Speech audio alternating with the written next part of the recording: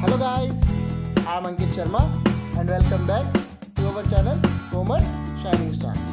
तो दोस्तों, जैसा कि आप सभी जानते हैं, हमने एक पहल शुरू की है लर्न फ्रॉम होम की। तो उसी के तहत हमने लास्ट टाइम अंडर राइटिंग के बेसिक टर्म्स पढ़ लिए थे। कौन से लाइक उसके मीनिंग, उसकी डेफिनेशन वगैरह हमने पढ़ ली थी।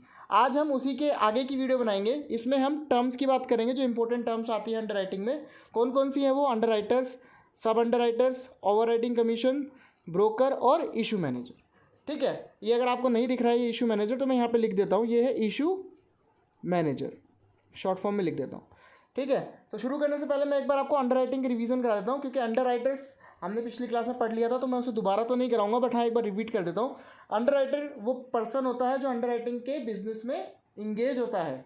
ठीक है, अंडर राइटर्स की यही एक्सप्लेनेशन है। ये बंदा गारंटी लेता है, अगर बाय चांस शेयर्स कंपनी के नहीं बिकते हैं तो उसके लिए लाइबिलिटी ये लेगा, उसके लिए लाइबल ये होगा। ठीक है, तो अब हम शुरू करते हैं अपनी इस वीडियो को। हमें जो अगला पढ़ना है, हमें पढ़ना है सब अंडर राइटर्स। तो देखिए, सब अंडर राइटर्स क्या होते हैं? When the number of shares is large in quantity, the underwriter himself appoint one or more underwriter to take guarantee for the issue of whole or part underwriting by himself। ये क्या कहना चाह रहा है? ये कह रहा है कि जब कोई शेयर होल्डर होता जब कोई अंडर राइटर होता है, उसके पास नंबर ऑफ शेयर्स बहुत ज़्यादा हो जाते हैं, तो उस टाइम पे क्या होता है कि अंडर राइटर के पास अकेले इतनी पावर नहीं होती कि वो सबको जाके बेच दे। तो वो क्या करता है, अपने नीचे खुद ही अंडर राइटर्स अपॉइंट कर लेता है। तो उन्हीं अंडर राइटर्स को हम सब अंडर राइटर्स कहते हैं। और एक और लाइन क्या लिखी है? There is no direct relation between sub underwriter and company. दूसरी बात क्या कह रहा है ये? कंपनी और सब राइटर में, सब अंडर राइटर में कोई डायरेक्ट रिलेशन नहीं होता है। ठीक है, इसको मैं एग्जाम्पल के थ्रू समझाते हैं। तो एक एग्जाम्पल लेते हैं, उससे और क्लियर हो जाएगा। देखिए, मान लीजिए एक पर्सन है, ये कौन है? अंडर राइटर है। इस अंडर राइटर ने अपने नीचे दो अंडर राइटर और रख लिए।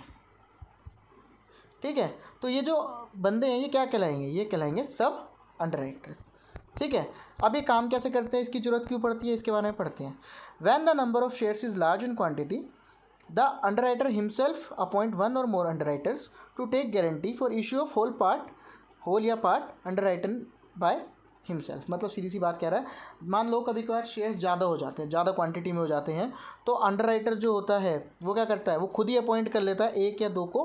किसको? अंडरराइटर्स को, मतलब अपने नीचे अंडरराइटर्स कर देते हैं, जिसको हम सब अंडरराइटर्स कहते हैं। ये लोग करते क्या हैं, ये भी उसी की तरह गारंटी लेते हैं कि भाई पूरी भी गारंटी ले सकते हैं और पार्ट की भी। ये भी उसी की तरह गारंटी लेते हैं कि भाई हम आपका काम कर देंगे। ठीक है, अब देखिए, अंडरराइटर का तो हमें पता था कि भाई ये कंपनी से लिंक करता है और कमीशन उठाता है। इसके बारे में पढ़ते हैं, क्या ये कंपनी से डायरेक्ट लिंक करता है? तो अगली लाइन ये क्या कहती है? There is no direct relationship between sub underwriters and company. Sub underwriter और कंपनी के बीच में डायरेक्ट रिलेशन नहीं होता। क्यों? क्योंकि he works for main underwriter in exchange of small commission. मतलब क्या कह रहे हैं इसमें? ये काम करता है मेन अंडरराइटर के अंदर, किसके लिए? सिर्फ स्मॉल कमीशन के लिए। मतलब सिंपल सी बात क्या कहना चाह रहे हैं, अंडरराइटर ने जो कमीशन कंपनी से कमाया, उस कमीशन को वो कुछ हिस्सा उसका सब अंडरराइटर्स को दे देता है। क्यों? क्योंकि उसने देखा भाई लार्ज अमाउंट है, काफ़ी सारी क्वांटिटी है, हमें शेयर्स की देनी है, तो इससे बेहतर है कि मैं अकेला तो कर नहीं पाऊंगा, तो मैं औरों को देता हूँ, उनको थोड़ा पैसा दे दूँगा। सिंपल सी बात। आगे अब होता है ओवर राइडिंग कमीशन। अब ये ओवर राइडिंग कमीशन क्या होता है? देखिए, the amount of commission given by underwriter to sub underwriter in a small amount is called over writing commission. Simple सी बात है भाई, जो अंडरराइटर कमीशन लेता था उसे कहते थे हम अंडर राइटिंग कमीशन। अब वो सब अंडरराइटिंग को जो, या सब अंडरराइटर को जो वो देता है कमीशन, उस कमीशन को हम क्या कहते हैं? उसको हम कहते हैं ओवर राइटिंग कमीशन। सिंपल सी बात है। ठीक है, जो स्मॉल पार्ट उसको दे रहा है वो अंडर राइटिंग कमीशन, जो कंपनी से अंडरराइटर ले रहा है वो अंडरराइटिंग कमीशन, और जो वो अपने स्मॉल पार्ट्स को दे रहा है, स्मॉल पार्ट्स में बांट के अपने नीचे जो काम करे उनको दे रहा है, तो वो हो गया ओवर राइडिंग कमीशन। सिंपल। अगला है ब्रोकर। देखिए, इस चीज़ को ध्यान से सुनना, ब्रोकर और अंडरराइटर में कन्फ्यूज़न रहती है। हालांकि इसे क्लियर करूंगा मैं आगे, लेकिन आप कोशिश करना इसको ध्यान से सुने, आपको शायद फ़र्क समझ आ जाए। शुरू करते हैं। ब्रोकर क्या होते हैं? Is a person who present the securities to the public and receive subscription offer for the same. He usually gets brokerage. वहाँ पे क्या था? वहाँ पे उसे मिलता था अंडरराइटिंग कमीशन। यहाँ क्या मिल रहा है? ब्रोकरेज। और number of share subscribe by public through him. मतलब क्या है, एक ब्रोकर एक ऐसा पर्सन होता है जो सिक्योरिटीज़ प्रेजेंट करता है पब्लिक के सामने, कंपनी के बिहाफ पे वो प्रेजेंट करता है सिक्योरिटीज़ को पब्लिक के सामने और उनसे सब्सक्रिप्शन ले लेता है। ठीक है, इसके बदले में वो क्या लेता है कंपनी से, वो ब्रोकरेज लेता है। और किसके ऊपर लेता है brokerage? Number of share subscribe by public through him. जो भी शेयर्स उसके द्वारा कंपनी के द्वारा जो भी शेयर्स उसके द्वारा लिए गए हैं पब्लिक के द्वारा। सिंपल सी बात, दोबारा बोल देता हूँ, क्या पाता है वो, जो भी शेयर्स वो पब्लिक को इशू कर रहा है अपने बिहाफ पे, तो उसके बदले में वो जो कमीशन लेता है वो कमीशन ब्रोकर्स कहलाता है। ठीक, उम्मीद करते हैं अभी तक आपको सब समझ आ रहा होगा। ठीक है, आगे बढ़ते। देखिए मेरी कोशिश ये है कि आपको एक एक चीज़ क्लियर हो जाए। तो उसमें क्या होता है कि भाई टाइम लगता है, लेकिन कॉन्सेप्ट एक बार समझ आ जाए ना तो कभी भूलना नहीं होता। रटने का कोई फ़ायदा नहीं है, ज़्यादा अच्छा रटने वाले बंदे कभी आगे सक्सेस नहीं होते। वो कुछ टाइम के लिए रट लेते हैं, कुछ टाइम याद रहता है, फिर वो भूल जाते हैं। तो इससे बेहतर है आप चीज़ों को समझ लें, समझोगे तो आप कभी भूल नहीं पाओगे। ठीक है, अब आगे शुरू करते हैं। According to section 76(3) of company act, the payment of brokerage is legal. देखिए बहुत इंपॉर्टेंट पॉइंट है।